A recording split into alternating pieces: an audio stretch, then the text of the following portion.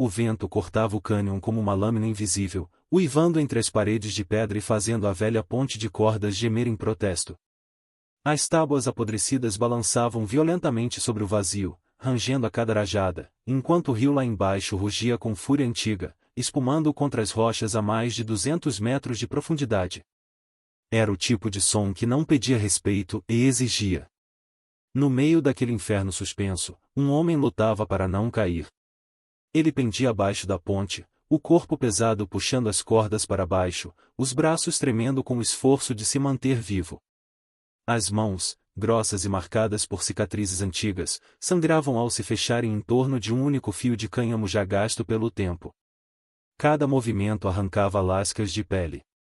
Cada segundo roubava mais força. O vento chicoteava suas longas tranças grisalhas, lançando-as contra o rosto curtido pelo sol e pela guerra. Ele era velho. Não fraco e velho. Um sobrevivente de um mundo que estava sendo esmagado pelo avanço do outro. A ponte estalou. Uma tábua se soltou e despencou, girando no ar antes de desaparecer no rugido branco do rio. O som ecoou como um aviso final. O homem cerrou os dentes, o peito arfando, os músculos queimando. Não gritava. Guerreiros como ele não gritavam para a morte. Encaravam-na em silêncio. Foi então que o vento trouxe outro som. O bater ritmado de cascos. No alto da trilha que margeava o cânion, uma mulher surgiu contra a luz do entardecer.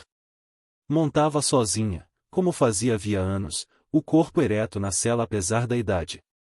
O casaco longo de couro gasto batia contra as pernas, e o chapéu sombreava um rosto marcado por rugas profundas e uma dureza que só o oeste sabia esculpir. Ela puxou as rédeas de repente. O cavalo bufou, sentindo perigo antes mesmo que ela entendesse o que via. A mulher inclinou o corpo para a frente, os olhos fixos na ponte que balançava como um condenado à forca. O vento trouxe à tela um som que fez seu estômago se fechar em um grunhido humano, seco, desesperado. Ela desceu do cavalo e avançou alguns passos, o coração batendo forte demais para alguém que jurara nunca mais se importar. Foi então que o viu claramente. O homem pendurado. O sangue escorrendo pelas cordas. O vazio aberto sob ele. Por um instante, o tempo se partiu. A visão despertou memórias que ela mantinha enterradas havia décadas. Outra ponte. Outro vento. Outra mão escorregando da sua. O grito engasgado de um homem que ela amara, perdido para sempre quando a madeira cedeu sob a chuva. Naquele dia, ela fora lenta demais. Fraca demais. E a vida cobrar o preço. Ela fechou os olhos por um segundo. Apenas um. Quando os abriu, o passado não importava mais. A ponte gemeu novamente. Outra corda começou a se desfibrar. A mulher correu. Os primeiros passos sobre a ponte foram um erro calculado. A estrutura reagiu com fúria, balançando de um lado para o outro, como se tentasse jogá-la para fora. Ela caiu de joelhos, cravou as mãos nas tábuas e sentiu a vibração subir pelos ossos. O vento arrancava o ar de seus pulmões, mas ela avançou, rastejando até o ponto onde o piso havia cedido. Deitou-se de bruços e espiou para baixo. Os olhos dele encontraram os dela. E algo passou entre os dois, não gratidão, não súplica. Reconhecimento. Dois sobreviventes encarando a mesma verdade nua e crua, o mundo não devia nada a ninguém. Aguente, ela disse, a voz firme apesar do medo martelando no peito.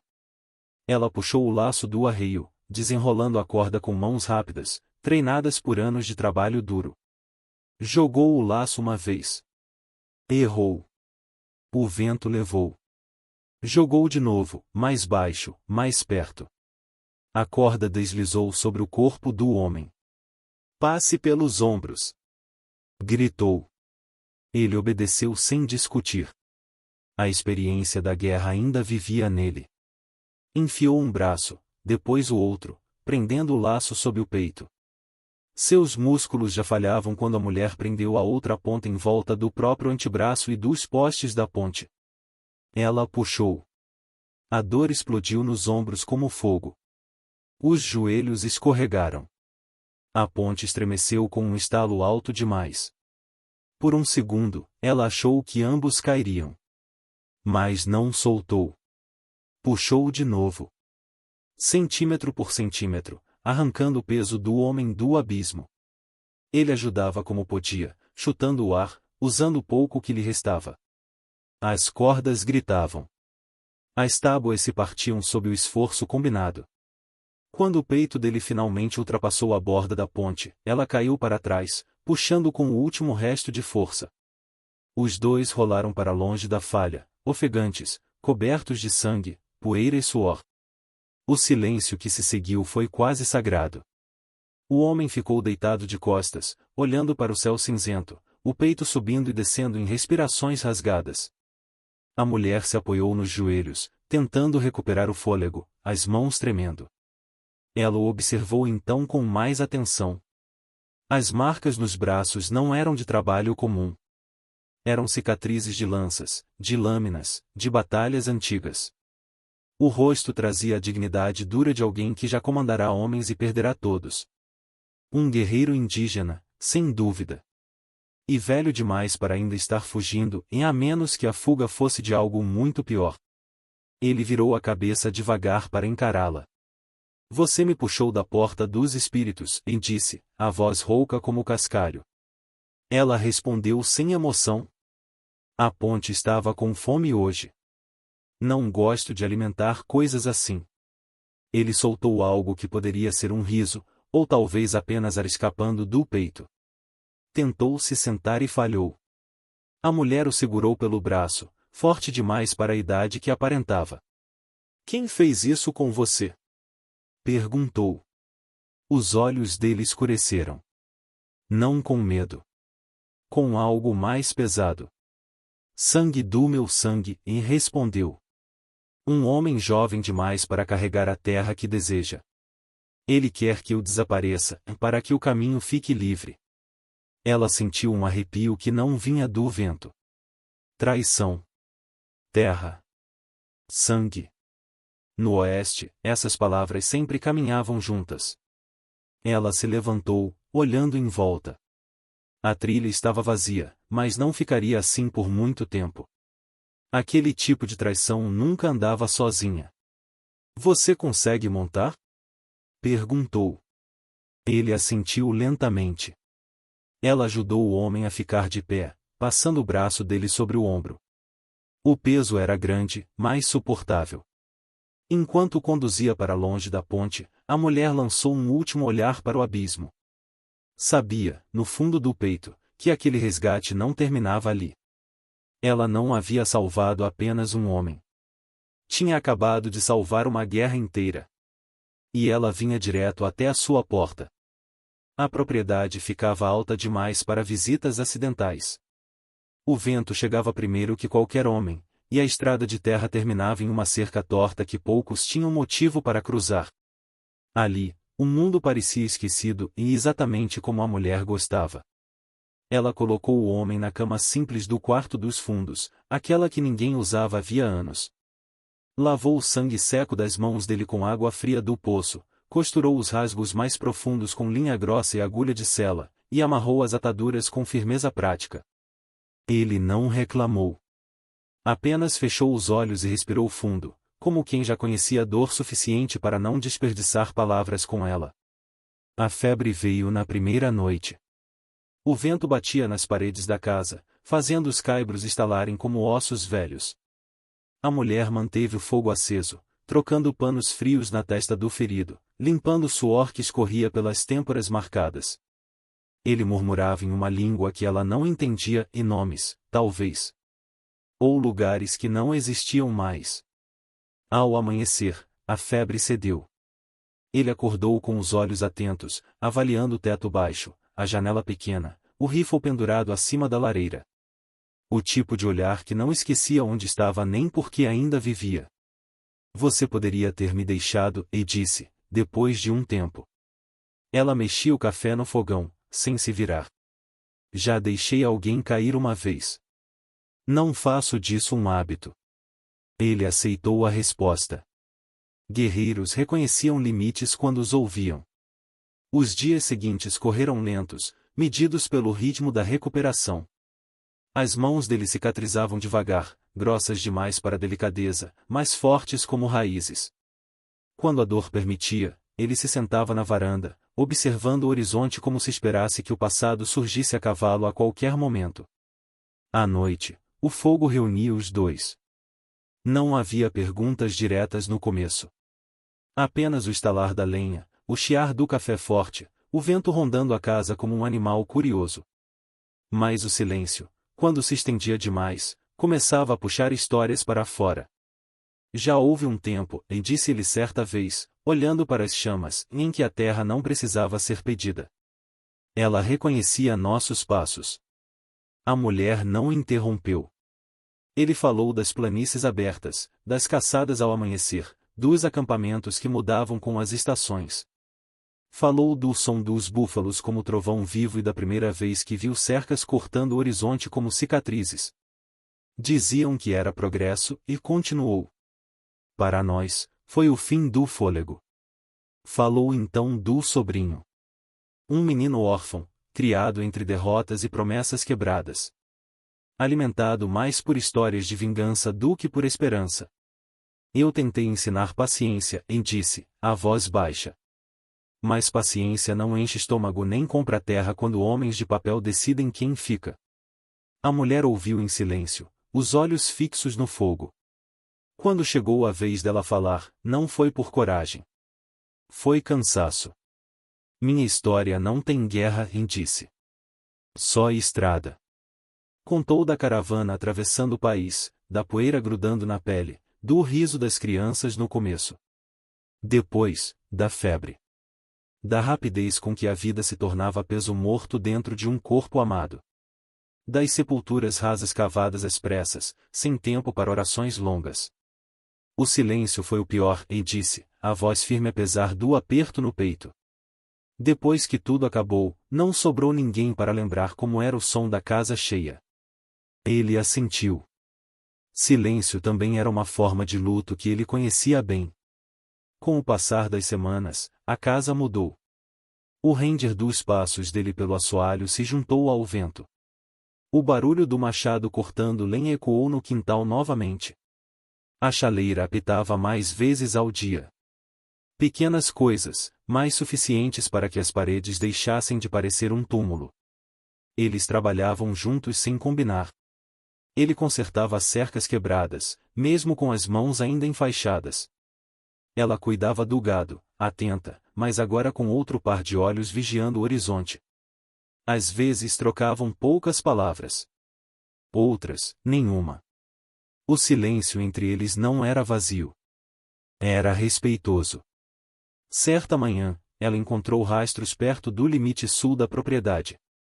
Pegadas de botas recentes, ferraduras novas demais para serem de vizinhos. Ajoelhou-se, tocou a terra úmida e sentiu o velho aperto no estômago que precedia problemas. Ele viu o olhar dela antes mesmo que dissesse algo.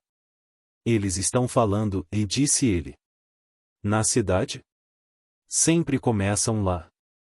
Os boatos chegaram rápido. O comerciante mencionou um velho indígena enlouquecido, vagando fora de lugar. Um jovem tentando cuidar do que é seu por direito. Histórias limpas demais para serem verdade. À noite, o vento trouxe mais do que frio. Trouxe o pressentimento. Ela limpou o rifle, passando o pano com cuidado. Não por medo. Por hábito. Ele afiou a faca lentamente, cada movimento preciso, como se estivesse preparando mais do que uma lâmina. Ele não vai parar, e disse ele por fim. Não enquanto achar que a terra pode ser tomada como um objeto esquecido. Ela assentiu, olhando para a chama que dançava baixa. O Oeste ensina isso cedo demais, e respondeu. Quando alguém começa a mentir alto, é porque já decidiu atirar. Do lado de fora, o vento uivou mais forte, sacudindo a casa recém-desperta. Dentro, 2 sobreviventes permaneceram sentados diante do fogo, sabendo que os fantasmas nunca morrem de verdade. Eles apenas esperam a hora certa de voltar armados. A mentira chegou antes dos homens. Veio no sussurro torto do comerciante, no olhar que se desviava rápido demais, no silêncio pesado que se espalhava pela rua principal quando a viúva atravessava a cidade para buscar suprimentos. As palavras mudavam conforme a boca que as dizia, mas o veneno era o mesmo, um velho indígena fora de si, perigoso, escondido na terra de uma mulher solitária que não sabia o que estava fazendo. Ela reconhecia esse tipo de história. No oeste, mentiras assim sempre vinham com pólvora no alforje. O sobrinho apareceu 3 dias depois.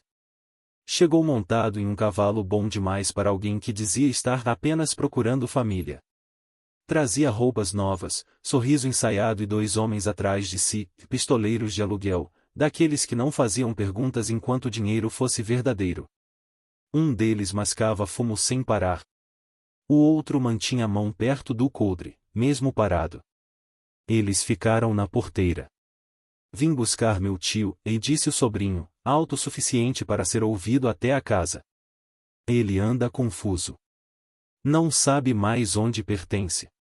A viúva não abriu a cerca. Ele está ferido e respondeu. E não é da sua conta. O sorriso do sobrinho endureceu por um instante, rápido demais para quem não soubesse olhar. Depois voltou, fino como lâmina. A terra é da família. Sempre foi. Um homem que não sabe mais o próprio nome não pode guardá-la. Atrás dela, o velho guerreiro permaneceu imóvel, observando. Não havia ódio em seu rosto. Apenas uma tristeza profunda, antiga. Você cortou a ponte, disse ele então, a voz baixa. Tentou me entregar ao rio. O sobrinho deu de ombros. O rio escolhe os fracos. Foi ali que a verdade se revelou inteira. Não havia retorno possível. Apenas tempo, e pouco. Eles partiram sem violência naquele dia. Mas não sem promessa. A chuva começou ao entardecer. Grossa. Pesada. Daquelas que transformam trilhas em lama e fazem o mundo parecer menor, mais fechado. A viúva sentiu o aperto no peito antes mesmo de ouvir o primeiro tiro. O estampido quebrou a noite como um trovão seco. A bala atravessou a janela da cozinha, explodindo vidro e madeira. Outra acertou a parede externa, arrancando lascas do tronco velho. Ela se jogou no chão por reflexo, o rifle já nas mãos. Eles voltaram, disse, sem precisar explicar. O celeiro pegou fogo primeiro. As chamas subiram rápido, alimentadas pela palha seca, iluminando a chuva como se o céu estivesse ardendo. O cheiro de fumaça invadiu a casa quase imediatamente, pesado, sufocante. Os tiros vinham de todos os lados agora. Ela respondeu com precisão, disparando pelas frestas, contando cada bala. Um grito cortou a chuva. Um corpo caiu na lama. Mas havia mais deles. Sempre havia. Eles querem nos cercar, disse o velho guerreiro, carregando um rifle antigo que encontrara no armário. Querem nos cansar. Uma janela estourou perto demais. Vidro se espalhou pelo chão. A mesa virou abrigo. A casa, que por tanto tempo fora silêncio, agora gritava. O sobrinho apareceu à vista, protegido pela chuva e pela escuridão. Saia, tia! Gritou, a voz distorcida pelo ódio e pelo álcool. Não precisa morrer por causa de um velho. Ela sentiu algo se romper por dentro, e não o medo, mas o último fio que a ligava à esperança de razão. Vá embora, e respondeu. Antes que não sobre nada de você para enterrar. Ele riu. E ordenou que ateassem fogo ao lado sul da casa. A madeira velha pegou rápido demais. O calor começou a empurrar o ar para fora, forçando-os a recuar. A fumaça ardia nos olhos, roubava o fôlego. Porão, disse ele. Agora. Ela levantou o tapete e puxou a portinhola com força. Desceram às pressas, fechando-a no instante em que botas chutaram a porta da frente acima deles. O som da casa sendo invadida ecoou abafado, misturado a risadas e xingamentos. no escuro do porão, o fogo rugia como um animal solto. Há uma saída, disse ele, acendendo um fósforo. Antiga. Dos tempos da mineração. Ela o encarou por um segundo. Então vamos usá-la. O túnel era estreito, baixo demais para ficar em pé. A terra raspava os ombros, as raízes puxavam roupas e pele. A fumaça encontrava caminho até ali, tornando o ar espesso, quase sólido. Atrás deles, a casa gemia. Cada estalo da madeira queimando era um adeus. Ela pensou no fogão, nas marcas de faca na mesa, nos anos de silêncio que finalmente haviam sido quebrados. Tudo se transformando em cinza. Quando emergiram do outro lado, a chuva ainda caía, mas o ar parecia novo. Frio. Vivo. No alto da colina, a casa ardia inteira. A viúva parou por um instante, o peito apertado demais para respirar. Não chorou. Não gritou. Apenas observou, como quem entende que certas perdas não pedem reação imediata. Eles vão nos seguir, disse ela. Sim, respondeu ele. E não vão parar agora. Eles alcançaram o cavalo no curral alto, ainda intacto. Montaram sem sela, sem tempo. Quando os primeiros gritos surgiram atrás deles, já estavam em movimento. A trilha para o cânion os esperava. A ponte também. Atrás, a mentira cavalgava armada e furiosa, guiada pelo fogo que havia consumido tudo o que restava do passado. Quando o fogo levou tudo, restou apenas a fuga. E a ponte. Eles cavalgaram antes que o céu clareasse. A trilha do cânion era pouco mais que uma cicatriz aberta na rocha, estreita demais para erro, escorregadia pela chuva da noite. O cavalo bufava pesado, sentindo o cheiro de fumaça ainda preso ao couro das roupas, sentindo o medo que escorria do corpo dos dois como suor frio. A viúva mantinha o olhar fixo à frente, as mãos firmes nas rédeas, enquanto o velho guerreiro se mantinha colado às costas dela, atento ao som que vinha atrás. Não demorou. O primeiro tiro ecoou como um trovão seco, ricocheteando nas paredes do cânion. Um estilhaço de pedra explodiu perto demais do casco dianteiro. O cavalo relinchou e quase perdeu o passo. Estão perto, disse ele, desnecessariamente. A perseguição vinha faminta. O sobrinho havia reunido o que restava dos homens, prometendo terra, dinheiro e a satisfação cruel de vencer. Os cascos martelavam a trilha atrás deles, múltiplos, implacáveis. Gritos se misturavam ao som das armas sendo recarregadas. A viúva forçou o cavalo, mesmo sabendo que ele já dava tudo o que tinha. O cânion se estreitava à frente, e o som do rio começava a subir, profundo, constante, em um rugido que não se importava com quem vivesse ou morresse acima dele. Então a ponte surgiu. A silhueta negra cortava a névoa da madrugada, balançando levemente ao vento que ainda soprava forte. As tábuas pendiam tortas, algumas faltando desde a última vez que quase engoliram um homem. As cordas estavam encharcadas, pesadas, gemendo sob o próprio peso. A viúva sentiu o coração bater mais forte. É aqui, disse. A ponte escolhe, respondeu ele. Eles atingiram as primeiras tábuas a galope. A estrutura reagiu com um grito agudo, sacudindo de lado a lado.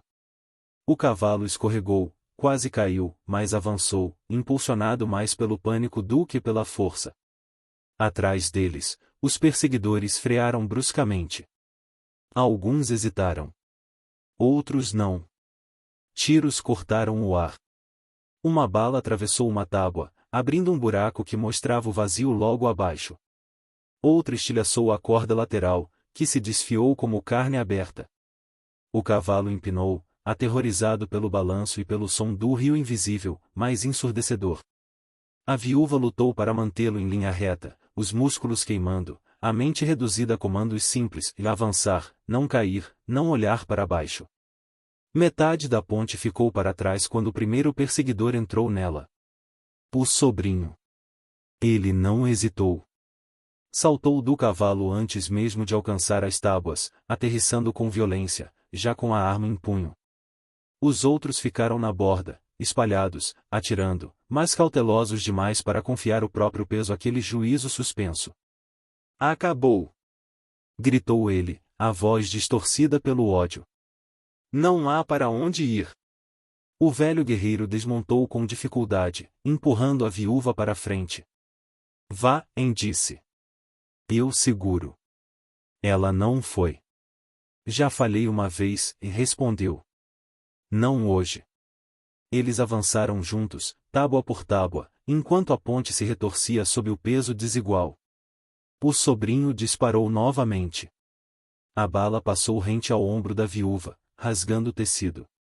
O impacto quase a jogou de lado. O velho guerreiro respondeu com um tiro seco. O disparo acertou o braço do sobrinho, que gritou e deixou a arma cair. Mas não recuou. A fúria o mantinha de pé. O vento aumentou de repente, como se o próprio cânion respirasse fundo antes de decidir. Uma das cordas principais estalou. O som foi alto demais. Um aviso final. As tábuas começaram a ceder, uma a uma, caindo no vazio. O rio rugia logo abaixo, branco, impaciente. O sobrinho avançou mesmo assim. Eles se encontraram no centro da ponte. Não havia espaço para armas. Apenas corpos. O choque foi brutal. Punhos, cotovelos, joelhos. O velho guerreiro lutava com o que restava de sua força, cada movimento carregando anos de guerra, de perda, de contenção.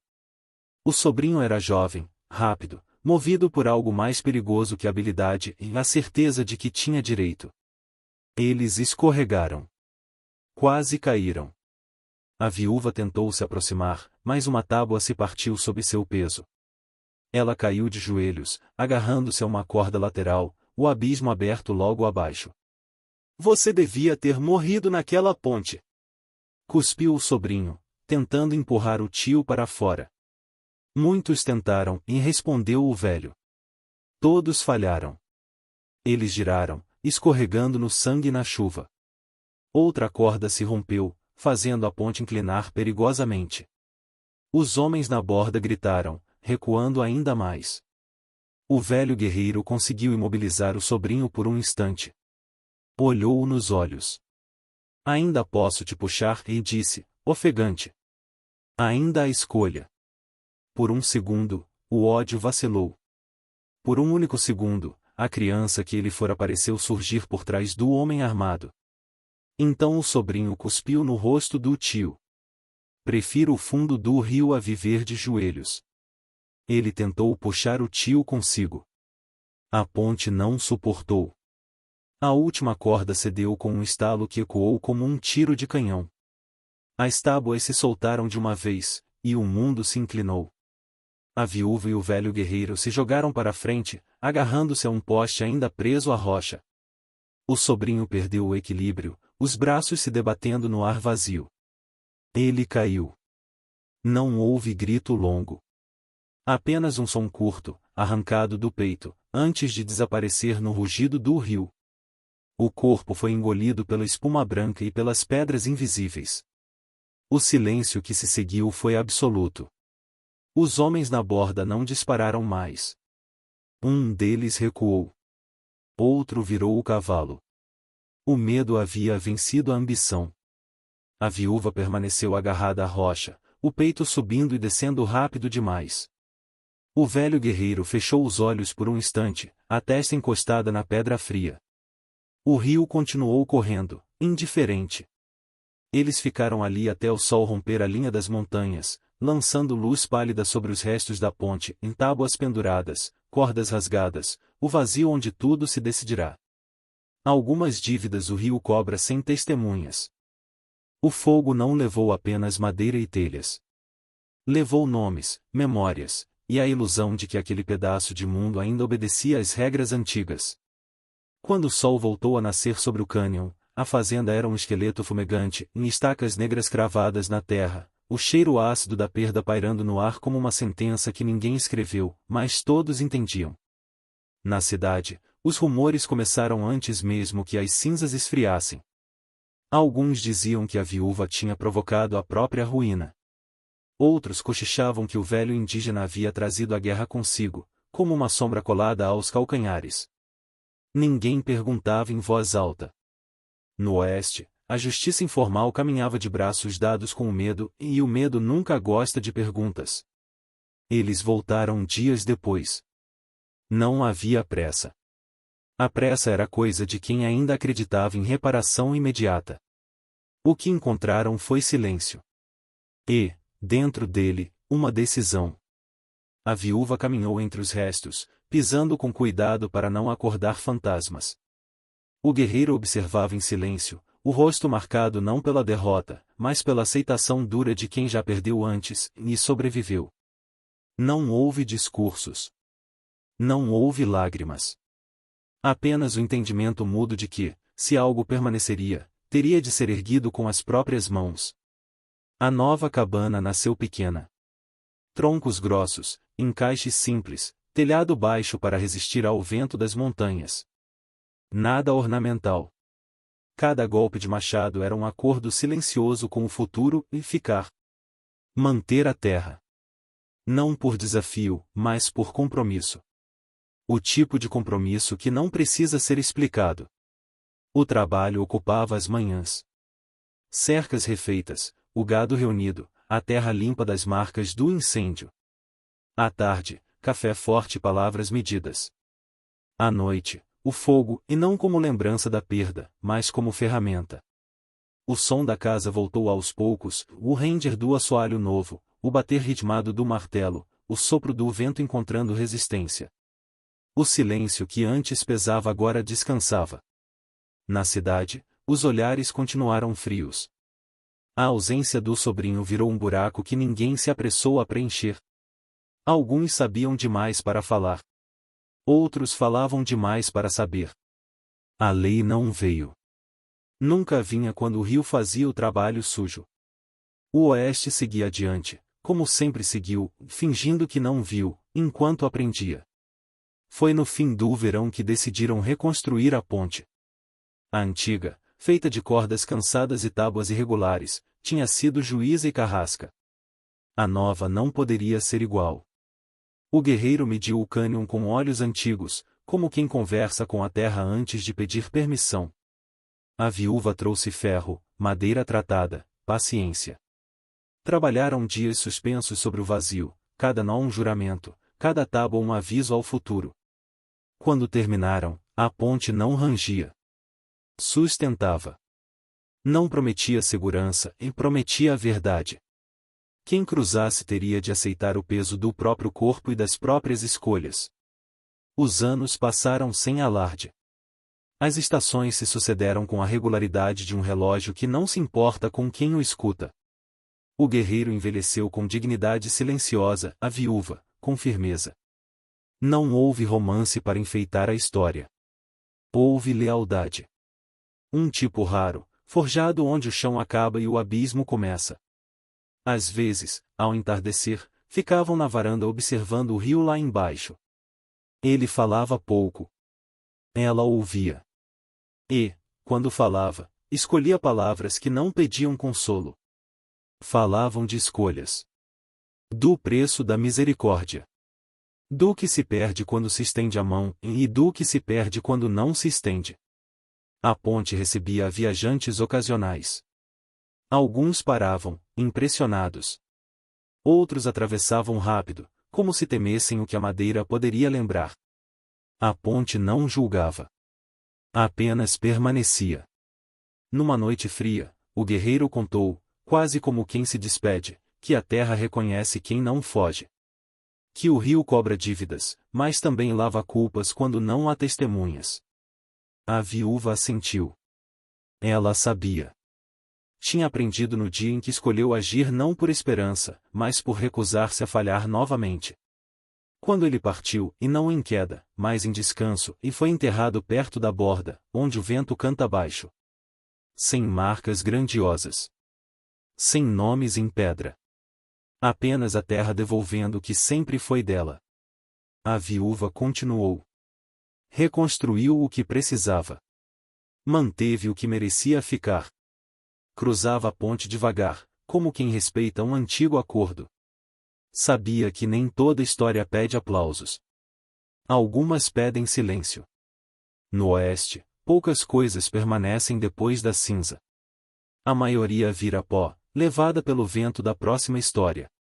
Mas há o que fica, e uma ponte firme, uma escolha assumida, a lealdade que não faz barulho. E o entendimento de que redenção não é esquecer, é atravessar sabendo exatamente o que se deixa para trás. Se essa história te fez parar por um momento e sentir o peso das escolhas feitas no limite, deixa um like, se inscreve no canal e comenta. Você teria estendido a mão ou deixado o passado cair? Histórias como essa atravessam o tempo como pontes frágeis. Quanto mais gente cruza, mais fortes elas ficam. Obrigado por cavalgar até o fim. O Oeste ainda guarda muitas histórias, e a próxima pode mudar tudo.